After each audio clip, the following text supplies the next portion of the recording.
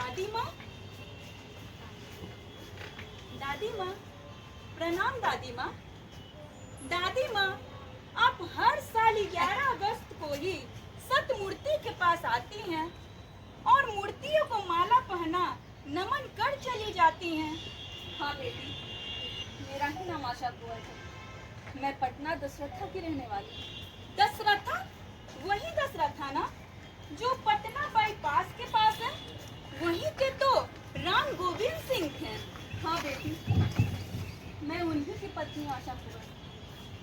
नहीं नहीं, मेरी शादी आज ही के दिन 11 अगस्त 1942 को वो शहीद हो गए। बेटी, और मेरा सुहाग गुजर गया। सुहाग गुजर गया? हाँ, वो स्कूल जाने के बहाने घर से निकले। स्कूल से नाम कटवा वो शहीदों में नाम लिखवा दिए। पर मैं आज गर्व से कहती हूँ कि मैं एक शहीद की पत्नी हूँ। विधवा हूँ तो क्या हुआ? देश की आजादी में मेरे पति का खून से काम आया। ये देश आजाद तो हुआ। दादी माँ, आजादी के तो जश्न लोग हर साल मनाते हैं। इस जश्न में मैं भी कुछ झंडा और बलून बेचकर कुछ खर्चे निकाल लेती हूँ। जलेबी खरीदकर खुद खा लेती हूँ और घर भी ले जाती हूँ। लेकिन शहीदों की कहानी सुन सहम सी जाती हूँ। कि 11 अगस्त 1942 की वो सुबह जब मेरे पति और उनके सभी सहपाठी ने ये प्रण लिया था कि जान की बाजी लगाकर भी भारत छोड़ो आंदोलन में भाग जरूर लेंगे, सचिवालय पे तिरंगा झंडा जरूर फहराएंगे। इसके लिए हमें जान की बलि क्यों न देनी पड़े। दादी माँ, आप रो रही हैं? दादाजी के मजार पर तो हर साल मेले लगते हैं। वतन पे मरने वालों का बाकी यही निशा होगा। आखिर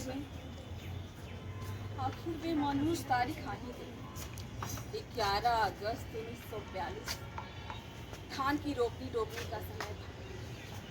गांव के लोग खेती बाड़ी में जुटे थे। उस दिन हमारे यहाँ परियोजना था। उस जमाने में सचिवालय की घड़ी के घंटे की आवाज कोसों दूर सुनाई देता था। और उस दिन नारों की शोर, मेघों की गरज और गोलियों की तरतराहट से जैसे घड़ी के घंटे की आवाज कम सुनाई दे रही थी। उस दिन सुबह से ही घड़ी की घंटे की आवाज नहीं सुनाई दे रही थी। चढ़ते सूरज से समय का आभास हो रहा था। सूरज भी दगा दे रहा था। वो घने बादलों में छुप जा रहा था। बादलों और सूरज की लुका छुपी की खेल में जैसे कलेक्टर WG ऑर्चर ने भी बिल्कुल कोई खेलने का मन बना ही लिया था। हजारों की भीड़ सचिवालय की ओर बढ़ रही थी। सैकड़ों सैनिक बंदूकधारी घुड़सवार भीड़ को रोकने का असफल प्रयास कर रहे थे। भारत माता की जय, वंदे मातरम, अंग्रेजों भारत छोड़ो के नारे की गूंज से जैसे मेघों की गरजने की आवाज भी कम सुनाई दे रही थी। लोगों ने ये ठान लिया था कि जान की बाजी लगा कर भी सचिवालय की तिरंगा फहराएंगे। कलेक्टर WG ऑर्चर ने हत्थे लोगों को गोली चलाने का आदेश दिया।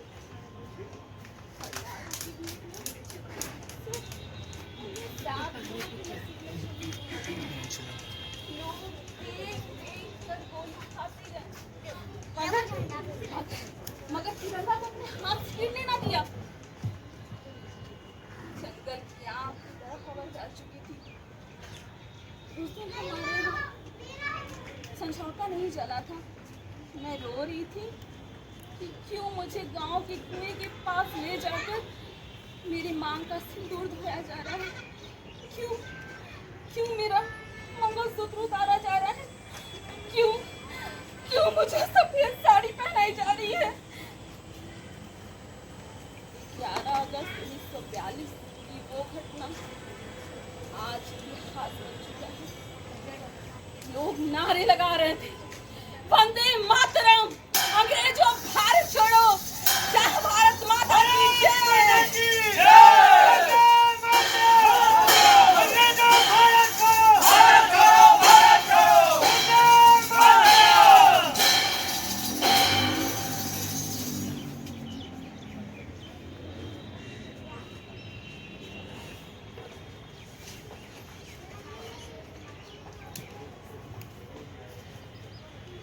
जय हिंद राम गोविंद भाई। जय हिंद रामानंद भाई। आज मन कुछ उदास उदास सा लग रहा है। आज मेरा भी मन स्कूल जाने का नहीं कर रहा रामानंद भाई। और क्या जाए स्कूल? तुमने कुछ सुना? क्या? अनुग्रह नारायण सिन्हा, अरे अपने अनुग्रह बाबू को तिरंगा फहराने के जुर्म में जेल भेज दिया गया है। ये तो हद हो गई है। अपना देश में ही राष्ट्रीय ध्वज फहराना जुर्म हो गया है। अपना देश है, अपने देश में ही तिरंगा नहीं फहरा सकते। ये अंग्रेज आखिर भागेगा कब यहाँ से? भागेगा तब जब उसको यहाँ से भगाया जाएगा। रामानंद भाई, अब भारत छोड़ो आंदोलन में हम सबको बढ़ चढ़ कर हिस्सा लेना होगा। रामानंद भाई, राम गोविंद भाई, जय हिंद। जय हिंद। भाई तुम इतना हाँफ क्यों रहे हो? भाई, स्वतंत्रता सेनानी डॉक्टर श्री कृष्ण को अंग्रेजों ने गिरफ्तार कर लिया है। अब तो पानी सर के ऊपर से बह रहा है। तो क्या करना है साथियों? अनुग्रह बाबू और श्री बाबू जैसे स्वतंत्रता सेनानियों को जेल में बंद कर दिया जा रहा है और वक्त आ गया है हम लोगों को भी स्वतंत्रता सेनानियों का साथ देना होगा और इन अंग्रेजों को यहाँ से खदेड़ कर 7 समुद्र पार भगाना होगा। मेरे भी दिल में कब से आजादी की चिंगारी चल रही है राम गोविंद भाई। और इस चिंगारी को बुझने नहीं देना है रामानंद भाई। चलो आज ही चलकर उस सचिवालय के ऊपर तिरंगा झंडा को फहरा देते हैं। ठहरिए, अनुग्रह बाबू और श्री बाबू की खबर सुन के हमारे और साथी भी आते होंगे। मिलर हाई स्कूल से मेरे अलावा देवीपत चौधरी भी इधर ही आ रहे हैं स्कूल छोड़कर। वाह राजेंद्र भाई, वाह, ये तो बड़ी अच्छी खबर लेके आ पाए। और एक बात जानते हो, इसी महीने 8 अगस्त को महात्मा गांधी ने बंबई में करो या मरो और अंग्रेजों भारत छोड़ो का नारा दिया था। अब स्कूल का पाठ नहीं पढ़ेंगे स्कूल का पाठ। अब तुम अंग्रेजों को आजादी का पाठ पढ़ाएंगे। वो तो करना ही होगा। रेडियो समाचार से पता चला है कि महात्मा गांधी और कई नेताओं को अंग्रेजों ने गिरफ्तार कर लिया है। जय हिंद। जय हिंद। लो, सतीश भाई के साथ और भी साथी आ गए, उमाकांत भाई, जगपति भाई, सब लोग आ गए। तो देर किस बात की साथियों, चलो चलते हैं सचिवालय की ओर। हाँ, हम लोग भी मन बना के आए हैं। पटना कॉलेजिएट से क्लास छोड़ के आ गए हैं और हर हाल में तिरंगा सचिवालय पे फहराएंगे तो फहराएंगे। क्यों जगपति भाई? हाँ, और पटना कॉलेजिएट ही नहीं, बीएन कॉलेज से भी कई साथी आ रहे हैं जो अपने दिल में आजादी का अरमान लिए हुए हैं। क्यों उमाकांत भाई? Ram Mohan seminary high school से हमारे कई साथी सर पर कफन बांध कर आते ही होंगे। आना ही है भाई, कल की ही तो बात है। बांकीपुर लॉन में बिहार के सभी बड़े नेता ने ये शपथ ली है, कल सरकारी दफ्तर और सचिवालय पे तिरंगा झंडा फहराना है तो फहराना है। क्यों भाइयों? हाँ। मगर आप लोगों ने कुछ सुना है? क्या है? ये जिलाधिकारी WG ऑर्चर ने पूरे पटना में धारा 144 लगा दिया। इस धारा का हम लोगों पर कोई प्रभाव नहीं पड़ेगा, चाहे कोई भी धारा हो। देवीपत चौधरी उस धारा को अपनी ओर मोड़ देगा। हम भी पुन की धारा में खूब नहाए हैं, हम भी देखते हैं पुन गंगा की तेज धारा है या फिर अंग्रेजों का लगाया हुआ धारा 144। मैं उमाकांत गंगा मैया की कसम खाकर कहता हूँ कि आज सचिवालय पर झंडा फहराएंगे तो फहराएंगे, इसके लिए हमें जान ही क्यों न गंवानी पड़े। क्यों साथियों? सरफरोशी की तमन्ना अब हमारे दिल में है, देखना है जोर कितना बाजुए का दिल में है। सरफरोशी की तमन्ना अब हमारे दिल में है, सरफरोशी की तमन्ना अब हमारे दिल में है। देखना है जोर कितना बाजुए का दिल में है, देखना है जोर कितना बाजुए का दिल में है। वक्त आने दे बता देंगे तुझे आसमां, वक्त आने दे बता देंगे तुझे आसमां। हम अभी से क्या बताएं, हम अभी से क्या बताएं, क्या हमारे दिल में है।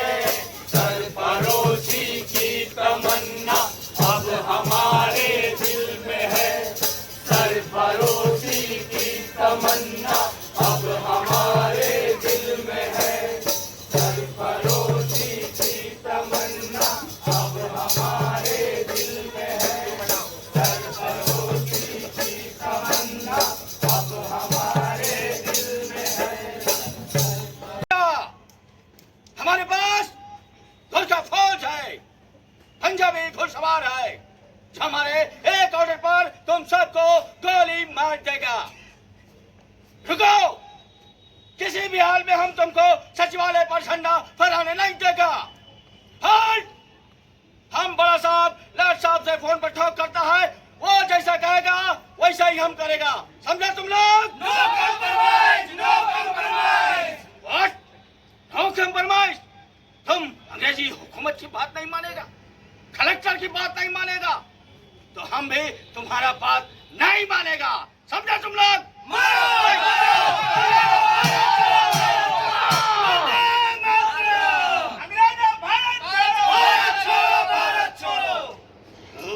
बोल इंडियन, तुमने हमको स्टोन मारा, हमारा खून निकाला, हम भी इस खून का बदला खून से लेगा।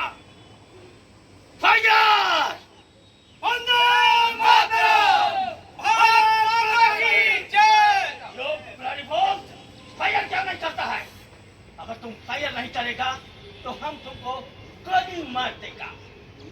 भारत माता की जय! भारत माता की जय! भारत माता की